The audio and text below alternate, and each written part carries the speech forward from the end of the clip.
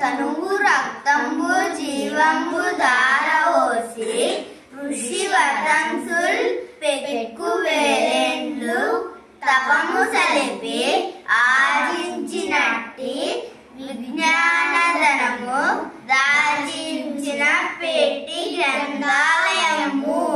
భావం: ఋషి శ్రేష్ఠులు వేల సంవత్సరాలు తపస్సు చేసి శరీరం రక్తం దారపోసి జ్ఞానాన్ని సంపాదించారు.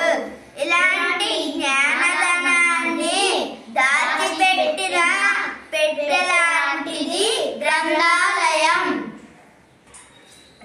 తనువు రక్తంబు జీవము దారపోసి ఋషులు